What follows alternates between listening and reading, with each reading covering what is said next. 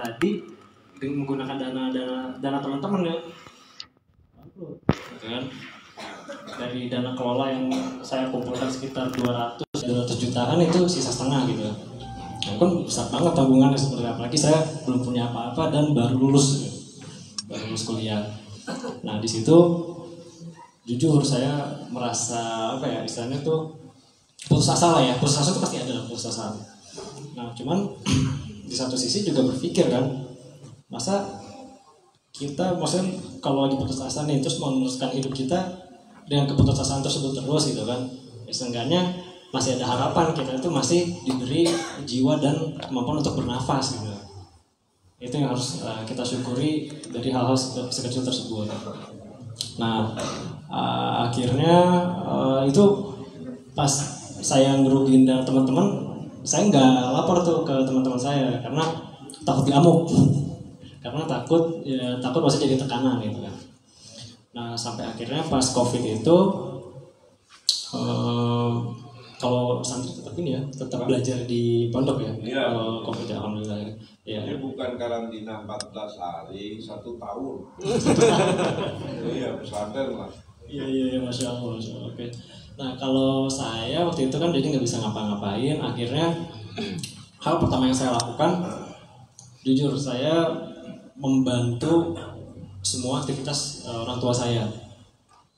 Kayak dari ngepel ya, nyapu, itu ya, kegiatan-kegiatan rumah tangga deh. Ya sama Ya. saja.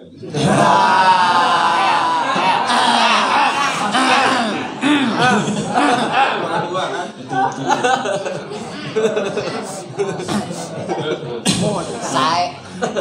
Kemudian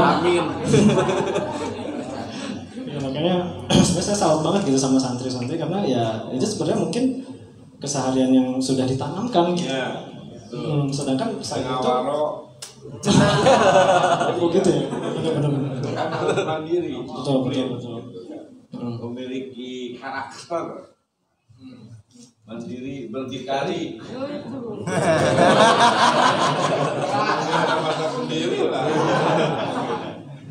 Ya betul. Nah makanya saya justru malu sama diri saya sendiri di saat saya dapat ujian dunia ya baru saya berubah melakukan hal tersebut. Nah setelah saya juga belajar ikhlas gitu kan dan keadaan, saya fokus itu ya benar-benar kayak pembantu deh waktu itu, tapi pembantu untuk orang tua gitu kan, dan niat ibadah dan niat pahala insya Allah ya menjadi pelayan Allah juga gitu. Nah alhamdulillah tanpa itu saya udah nggak mikirin takut takut dunia lagi gitu, nggak mikirin takut sama ocehan saya gitu kan, karena saya merasa merugikan mereka. Nah akhirnya beberapa bulan kemudian ya alhamdulillah Allah memberikan saya sebuah amanah untuk menjalankan usaha baru, yaitu dengan skema-skema yang lebih menguntungkan lah. Dan sampai akhirnya alhamdulillah saya bertemu dengan rekan-rekan saya Pak Lukman dan yang lainnya di sini, dan ternyata di situ saya belajar bahwa semakin kita tidak mengharapkan dunia ya, justru kita semakin diberikan, insya Allah diberikan rezeki dari berbagai jalan yang kita tidak bisa duga-duga. Kemudian ya maksudnya sudah motivasi aja, saya aja yang istilahnya baru mendalami agama bisa dibilang baru-baru ini, tapi sekarang sudah bisa berada di posisi ini, berarti para santri-santri pasti bisa lebih gitu. Karena landasan agamanya sudah kuat. Gitu. Ya mungkin itu saja prolog dari saya sih ya. Sebenarnya masih ada materi lagi takutnya. Sekian dan terima kasih. Mohon maaf bila ada salah satu kata. Assalamualaikum warahmatullahi wabarakatuh. Waalaikumsalam warahmatullahi wabarakatuh. Hatur nuhun, terima kasih, merci. Nah, bahasa Prancisnya terima kasih. Jadi merci itu terima kasih. Kalau kita mobil, merci. Kang Iksan, jaring. Ketiga narasumber kita telah menyampaikan pemaparannya. Nanti di sesi kedua, Kang Iqbal akan coba lebih mengeksplor terlebih lagi apa-apa saja kiat-kiat atau keyword-keyword ya, pengalaman-pengalaman yang lebih berharga yang akan dipaparkan oleh ketiga pemateri kita. Saya serahkan ke Kang Iqbal. Terima kasih Kang Fajar. Sebelumnya assalamualaikum warahmatullahi wabarakatuh. Waalaikumsalam warahmatullahi wabarakatuh. Kenalin saya Iqbal. Saya nggak biasa sih ngomong di depan. Tadi dadakan sama Kiai disuruh langsung, jadi mau nggak mau kan. Ngabdi itu katanya. Jadi kita balik lagi, tadi saya baca-baca sebelum saya buat materi segala macam untuk kita tanya jawab.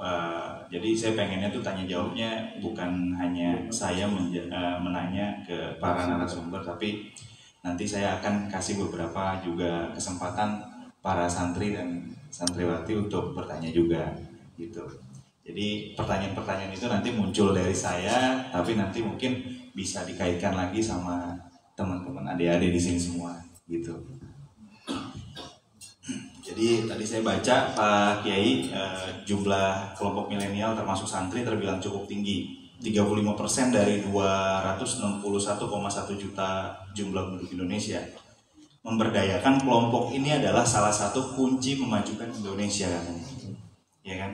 Mayoritas santri yang tersebar di 30 ribuan pesantren di Indonesia adalah bagian dari generasi milenial yang perlu didorong untuk lebih mandiri. Salah satu jalannya adalah lewat kewirausahaan. Nah, jadi kunci kemajuan ekonomi sebuah bangsa salah satunya jika memiliki wirausaha minimal 2% dari rasio jumlah penduduk. Saat ini jumlah wirausaha di Indonesia sekitar cuma 3%, kalah sama tetangga-tetangga kita, Malaysia, Thailand, Singapura. Nah, harapannya mudah-mudahan santri dan santriwati di sini bisa menjadi santri yang mandiri, berdikari, manfaat dunia dan akhirat. Nah, sekarang saya balik untuk bertanya ke para narasumber, guru kita, Pak Kiai.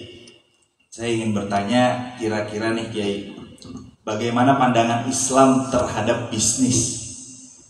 Itu pertama. Mungkin saya minta jawaban dari Kiai Haji Guswan Sego untuk memberi pemaparan lebih jelas ke adik-adik kita ini. Baik, bisnis menurut pandangan Islam itu memang benar-benar dianjurkan dan bahkan Nabi kita, Nabi besar Muhammad itu seorang tijarah juga, seorang pedagang, betul. Barang yang didagangkan itu adalah barang milik daripada istri beliau yang bernama Siti Khadijah. Nah, di dalam dunia pesantren itu sudah diajarkan dalam ilmu fikih, ada namanya babul bai, ada nanti di situ mudharabah, ada murabaha, ada lagi syarikah, ada lagi musyarakah. Musyarakah itu kita ngumpulin duit bareng-bareng, kita bikin kongsi. Kita bikin usaha, misalnya bikin usaha bikin celana cangcut gitu. Udah serius ya, laku itu laku itu dijual ke pesantren-pesantren wanita gitu. Kasih tulisan merek Hello Kitty atau apa gitu. Atau kasih tulisan Ipin Upin, contoh. Laku itu Kiai ya. Itu laku. Nah, bisnis itu dalam Islam benar-benar dianjurkan, bahkan Rasul pun bersabda di dalam hadisnya bahwa Allah lebih cinta sama orang-orang mukmin yang kuat ekonominya dan dia kuat memberinya. Allah lebih cinta ketimbang orang-orang mukmin yang lemah. Jadi Allah lebih cinta kepada orang kita, ini santri, santriat, yang santriwati, yang perempuan bagus. Biasa dalam bisnis apa? Bisnisnya cuma kalau memang dalam pandangan Islam jangan menyalahi syariat. Contoh tadi santri laki-laki jualan cangcut, ulah dipakai kusia, kita mah khusus kanggo awel. Nah dipakainya di dalam, tidak boleh dipakai di luar. Yang santri perempuan kalau mau jadi pengusaha kelak, tentunya kalau dia sudah punya suami ya minta izin dari suaminya. Bagaimanapun juga udah daripada jadi pengusaha di luar lebih baik usahain, daripada bekerja di luar lebih baik kerjain laki aja di rumah. Laki rek sarai di gawean kemana. Cicing. Selama suaminya ridho, usaha bareng sama suami, bikin fashionnya jangan yang melanggar syariat, Neng. Jadi dakwah, usahanya sekaligus juga niatin buat dakwah. Saya ingin mengibarkan daripada hijaber, tapi hijabnya yang benar-benar menutup aurat, lain kayak karena beheng, tapi susu ke mana-mana. Nah, itu kan melanggar syariat. Kan begitu Kiai kebanyakan. Sekarang banyak orang berhijab guys di Jakarta, di kota-kota dia menutup kepalanya, dilipat-lipat, diikat-ikat lehernya, tapi pakai kaos merecet. Buat volume nage katingal ya. Puting kan. Aja diskusi dengan santri tadi. Nah, Islam menganjurkan, Islam membolehkan selama memang mengikuti aturan-aturan syariat Islam yang berlaku. Jangan kena ribanya, jangan bisnis yang haram. Wah, santri lulusan pesantren jualan miras, minuman keras, jualan bir di pinggir pantai Pelabuhan Ratu, dicekek sih aku. Wah, ya santri alumni dia cekek sekarang itu. Nah, itu tidak diperkenankan, bahkan haram hukumnya. Kita mau jadi tijaro, jadi pengusaha boleh. Intinya apa? Begitu udah sukses ya, uangnya, harta kita buat Allah, dari Allah buat Allah lagi, dari umat buat umat lagi, buat pesantren, buat bikin majelis seperti itu, buat kawin, buat nikah, buat nikah lagi, nikah lagi. Nah, gitu ya Mas Iqbal ya. Jadi kesimpulannya tuh yang ada mudaratnya Ustaz ya, Kiai ya. Yang maslahat. Iya maslahat ya untuk Mudarat jangan diambil. Oh iya. Yang baik. Saking tegangnya jadi kebalik. Kayak nyandung itu maslahat. Lanjutkan. Untuk saya nggak ngerti bahasanya. Saya nggak ngerti. Oh kesandung. Itu nggak maslahat kalau kesandung. Itu Kiai itu senang banget dari tadi saya perhatiin. Kalau udah ngomongin cancut senang banget. Mau bisnis itu dia. Bentar lulus pondok mau bisnis. Muka cangcut.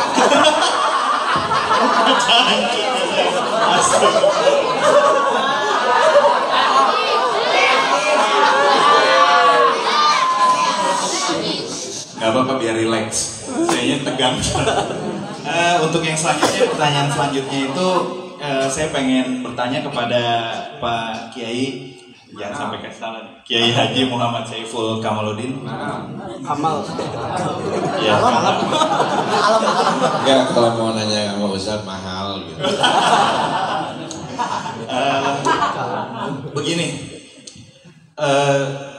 bagaimana cara memulai menumbuhkan jiwa wirausaha bagi para santri dan santriwati, karena biasanya kalau saya juga kan memang dulu memulai kayaknya berat banget ini kayaknya, modal kagak punya, mau mulai juga kayaknya bingung kita, mundur duluan, begitu. Ini pakai bahasa Betawi nih, soalnya saya orang Betawi. Tadi makanya kalau Kiai ngomong bahasa Sunda saya ketawa-tawa aja, sebenarnya nggak ngerti.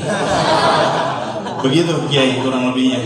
Jadi untuk memulai menumbuhkan jiwa wirausaha bagi para santri. Gimana caranya itu Kiai itu? Mungkin bisa kasih. Kalau mahal menjawabnya, Iya. nah, per menit aja puluhan miliar. Iya.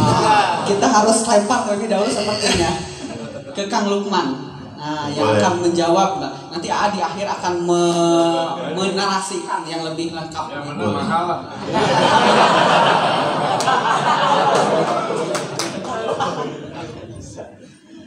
Ya, jadi tadi pertanyaannya adalah gimana kita mau mulai untuk berwirausaha ataupun memulai sesuatu usaha ataupun bisnis. Satu, intinya adalah don't thinking, just do it. Jangan terlalu banyak mikir, jalan aja. Duh, paham nggak artinya? Duit. Just don't thinking, just do Duit. Kunci nama Jadi duit. UUD. do it, bukan do it. Jadi banyak yang saya temuin pengusaha-pengusaha ataupun saya sendiri, jujur, saya memulai di bisnis itu saya ditipu. Kalau saya nggak ditipu, saya nggak pernah mau untuk mulai bisnis ini, Kiai. Saya ditipu oleh teman saya, bukan ditipu sih, dikecewakan lah ya, dengan teman yang sudah kenal 15 tahun. Setelah kenal 15 tahun, saya memulai bisnis briket, ekspor ke Jerman, Singapura, bla bla bla. Wah gini modal 1M sekian ini sekian. Karena saya percaya sama teman, saya nggak pernah mikir, saya masuk. Begitu saya masuk ke dalam, saya semua serahkan ke teman, saya percaya sama teman, saya serahkan semua ke teman, taruh uang, bla bla bla bla. Selama 3 bulan, 4 bulan itu, saya bisa punya utang 5M. Banyak pengeluaran, banyak ini. Tapi setelah berjalan ini mau nggak mau akhirnya saya belajar dan akhirnya saya tahu, oh iya, kalau saya sama Kiai ini disuruh kamu ke Jakarta saya kasih uang 20.000 atau 50.000, kita berpikir dengan 50.000 bisa nggak nyampe Jakarta. Dalam berpikir terus mungkin nggak sih kalian dalam berapa jam nyampe Jakarta? Tidak, karena apa? Karena kalian mikir dulu ini 50.000 naik apa ke Jakarta, lewat mana ini, mikir terus. Waktunya habis kebuang untuk berpikir dibandingkan untuk menjalankan. Tapi kalau begitu kalian punya uang 50.000 dari Kiai ini ke Jakarta tanpa mikir, kita jalan. Oke Kiai, saya jalan. Begitu jalan baru kita berpikir, oh ya naik apa ya, 50.000 cukup? Oh nggak cukup, gue numpang di sini, numpang. Akan ada usaha lagi dari diri kita untuk memulai. Yang susah itu adalah mencari angka 1 Kiai. Itu sangat-sangat susah buat saya. Dan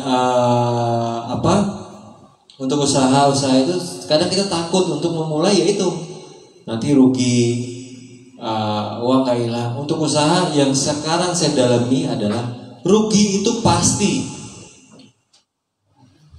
Usaha ya, rugi itu pasti.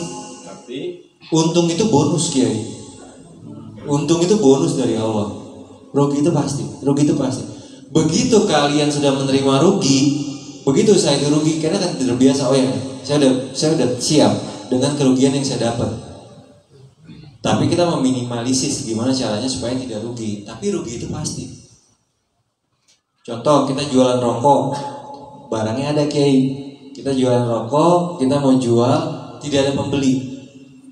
Uang tetap ada, yang kita rugikan apa? Waktu. Uangnya berjalan tapi nggak berputar, waktunya ada. Jadi di setiap usaha, setiap itu pasti akan ada kerugian. Tapi gimana caranya kita meminimasi kerugian? Gimana semuanya kita serahkan semua sama Allah. Satu lagi Kiai yang tadi saya lupa di prolog saya ingin menyampaikan adalah saya ketemu jadi setiap saya berjalan dengan waktunya ini, saya ketemu guru-guru Kiai. Guru-guru dalam hal pengusaha. Dan saya melihat pengusaha yang besar itu adalah orang-orang yang dekat sama Allah Kiai. Itu yang saya lihat, itu yang saya pelajari. Itu yang saya pelajari. Dan saya merasa bangga nih. Wah, saya sudah rajin sedekah, saya bangun masjid, nyumbang masjid, nyumbang pesantren, bangga dong. Ternyata begitu saya dipertemukan lagi sama Allah, sama satu pengusaha namanya Pak Joko Susilo, orang Bandung, dia punya Buana Kasih. Saya belajar, saya ngobrol, dia bangun perumahan subsidi Kiai. Di perumahan subsidi itu dibangunin masjid sama dia, dibangunin rumah tahfiz Quran. Secara logika rumah tahfiz Quran itu bisa 20 rumah Kiai. Kalau kita greedy, 20 rumah itu nggak bisa buat tahfiz Quran, yang saya jual keuntungan saya kok. Dibangunin seperti itu. Dia dekat sama saya, belajar lagi, saya kulik. Setiap karyawannya itu dikasih gaji misalkan 3 juta, dilebihin 500.000 sampai 1 juta Kiai. sama Ustaz. Berarti sudah ada yang memiliki. Contoh Kiai Kamal. Jadi buat apa tuh yang 1 juta dan 500.000-nya itu buat apa? Buat pulang ke rumah setiap bulan menemui orang tua. Buat apa? Kasih orang tua, kasih orang tuanya, kasih ini. Itu dia. Datang lagi Kiai ke sana, berkunjung lagi ke kantornya dia. Setiap sholat asar diwajibkan semua karyawannya membaca 1 surat Al-Quran Kiai. Baca jadi pada apa aja ngaji. Habis sholat asar mereka ngaji. Jadi mereka kalau yang saya lihat itu adalah kenapa usahanya terus berhasil. Karena dekat sama Allah. Dan satu, Yang membuat saya pengen menjadi pelayan Allah adalah saya iri dengan orang-orang seperti kiai. Saya iri, jujur. Saya iri dalam hal kebaikan ya guru ya. Iri guru. Saya bekerja sama manusia nih. Sedikit ini potong lagi bagi pengalaman. Bekerja sama manusia, rumah saya paling besar itu 500 sampai 1000 meter kayak. Pura-puranya. Beneran, nggak pura-pura, beneran. Bahkan saya tidak punya rumah. Bekerja dengan manusia cerita. Ketemu Kiai Mufasir, salah satu kiai di Banten. Banten yang istilahnya saya acungi jempol saya ini. Kerja sama siapa? Manusia. Berapa rumah? Berapa meter rumah? Belum punya. Aduh, belum punya. Saya kerja sama Allah. Rumah saya berapa hektar itu di Banten. Saya juga bingung mau tinggal di mana. Dikasih sama Allah sebesar-besarnya kayak mau bangun rumah dia nggak perlu pusing. Ada orang tiba-tiba datang, kayak ini pakai uang saya buat bangun. Jadi bukan kita, makanya itu yang membuat saya iri. Ketemu kiai-kiai, ketemu ustaz-ustaz bekerja sama Allah. Saya melihat mobilnya bagus-bagus. Minimal Fortuner kayak guru ya kan? Mercy. Ya kayak Guswan. Betul. Kayak Kamal belum. Alphard. Tapi kalau kita berbicara secara logika, kita berpikir dengan cara manusia, siapa Kiai Kamal? Usahanya apa? Ya Kiai ya. Ya betul. Tidur ngajar, kadang marah-marah, kadang ngajar.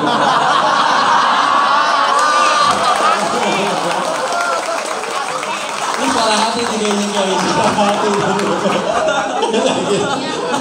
Kiai, ada video Kiai, tandain Kiai.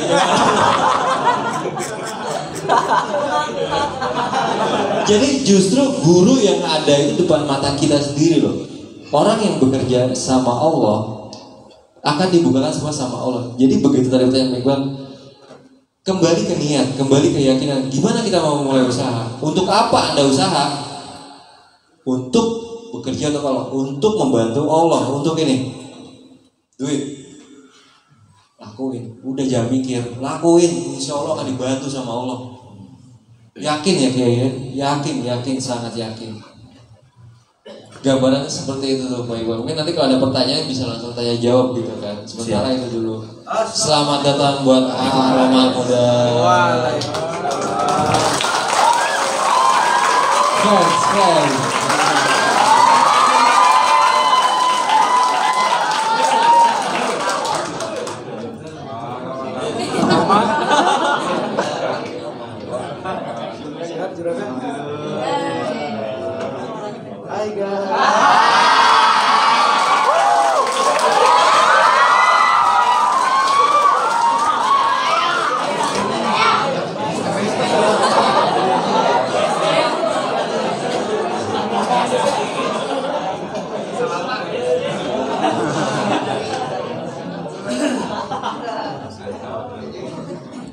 Oke, makin Konsumsi. Widya Pangsa abdi di Payun Sedayana. Nanti ada jamnya beliau di pasca ba'da tarawih nanti. Kan malam. Oh iya. Oh doa buka bersama. Diawali dengan doa buka bersama dan doa mudah jodoh Pak Kiai.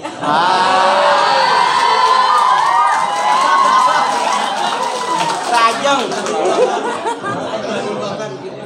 Karena moderator dengan salah satu narasumbernya masih mencari pendamping hati. Kalau nggak curhat baik. Kang Lukman tadi sudah berbicara singkat tapi jelas bagaimana kemudian ketika kita mencari rezeki itu tidak kemudian luput terhadap Allah yang Maha memberi rezeki. Kadang-kala kita lupa pagi sampai pagi lagi mencari rezeki sampai sholatnya bahkan ketinggal. Kita lupa bahkan yang ngasih rezekinya itu Allah. Dekati Allahnya, kemudian usahanya totalitas, maka akan berbarengan dengan hasilnya. Itu yang kemudian jarang kita lakukan. Nah ini juga kolerasinya dengan pertanyaan selanjutnya nih untuk Pak Kiai. Bagaimana kemudian ketika para santri ini kan memiliki ilmu yang dianggap sangat cukup. Ada fikih muamalah, ada segala macam hal tentang tijarah dan yang lain-lain. Tapi kemudian kita menganggap tabu. Apakah betul misalnya para santri, para kiai atau para ustadz itu harus berjibaku juga dengan entrepreneur atau usaha? Apakah kemudian tidak akan menghilangkan kekhidmatan sebagai seorang tenaga pengajar atau sebagai seorang kiai atau sebagai seorang santri ini mengkolaborasikan ilmu, memanajemen waktu antara tetap berkhidmat terhadap umat dan kemudian berwirausaha juga untuk mengembangkan umat dan Islam? Bagaimana Pak Kiai? Baik, dalam kita berkhidmat atau kita mengabdi kepada Allah dan juga kepada masyarakat dan kepada umat, bukan hanya mengajar. Mengajar itu adalah formalnya kita, ya kita wajib mengajar. Santri itu karena kita di pesantren, kita sudah belajar ilmu agama, maka di kediaman kita masing-masing ketika antum-antum sudah kembali ke lingkungan dan ke kampung masing-masing, buka majelis ta'lim, ngajar setidaknya di majelis ta'lim antum sendiri. Tapi kan ngajarnya itu tidak 24 jam, betul nggak? Di situ bagaimana kita dilatih untuk menggunakan waktu yang benar-benar itu banyak yang kosong. Jadi jangan hanya dijadikan dalih ngajar-ngajar, padahal ngajarnya kita nggak 24 jam. Ngajarnya kita paling hanya 2 jam, ngajaran kita paling hanya 3 jam. Ada waktu-waktu tertentu.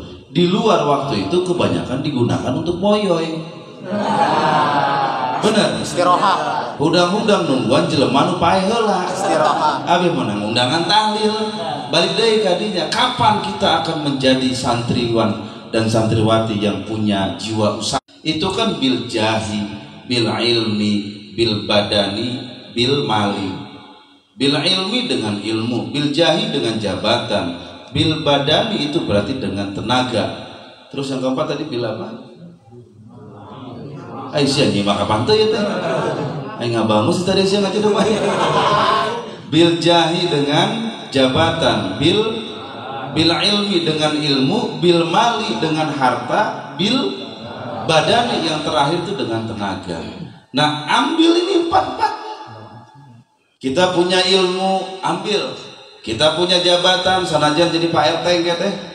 Tapi santri, walaupun kita jadi RW, kita punya jabatan, pakai jabatan kita itu untuk usaha untuk dakwah untuk usaha. Jadi usaha kita ini tidak jauh daripada Allah dan Rasulnya. Jadi kalau menurut saya pribadi tadi, bahwa jangan itu dijadikan alasan untuk kita menjadi orang yang malas. Jadi mau kita ngajar, ya ngajar silakan, tapi masih banyak waktu-waktu yang memang bisa kita manfaatkan untuk menciptakan lapangan kerja. Seperti tadi insya Allah akan terbentuk PT Cangcut. Betul kan, dari sini kan akan memproduksi khusus untuk dalaman-dalaman santri. Jangan ya eta, betul gak? Bagaimana membuat dalaman anti buduk? Wah, eta jangan eta. Itu promosi kan, nilai promosi. Anda beli dalaman di kami jamin anti buduk. Bisa aja begitu. Ayo pas dipakai budukan kan ya. Nah itu mah bawaan berarti. Nah, kurang lebih seperti itu ya. Terima kasih.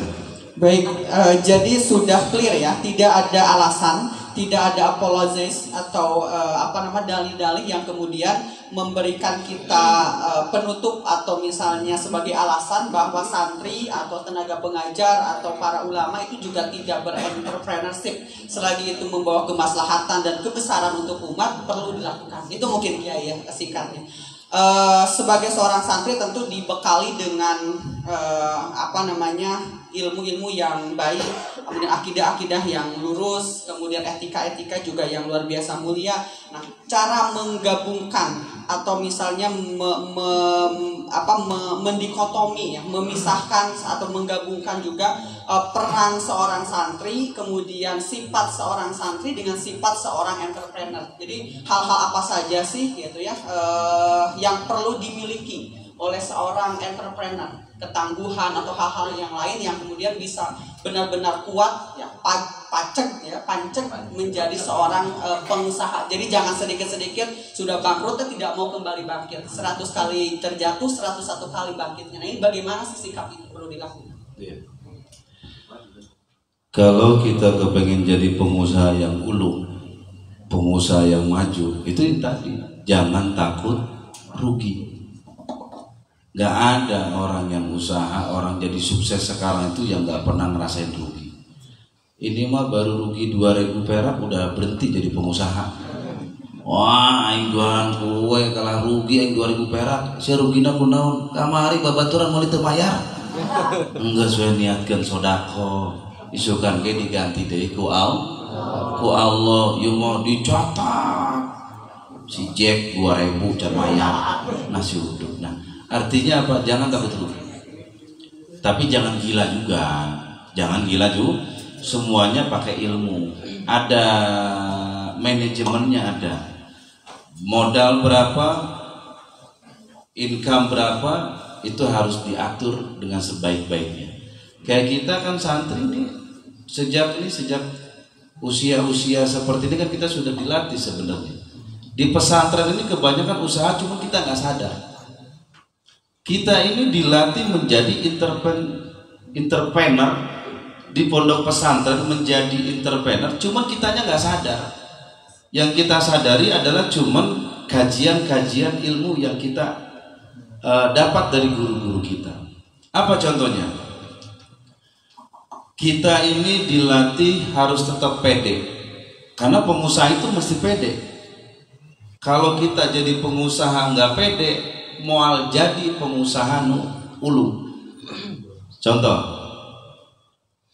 buduk, jarban kalau bahasa di Mahan Anama, naon hari ini dia teh? Atel. Santri walaupun budugan tapi tetap pede, bener tuh? Pede, dah buduk.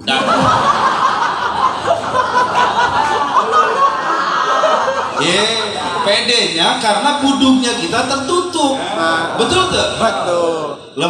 Berjalan di depan santri perempuan, seolah-olah kita pangkasepna. Ai awewe nanggeus liwat urangna kikian deui tah. Pengalaman. Itu ilmu yang memang nggak kita sadar Pengalaman. bahwa kita itu adalah ilmunya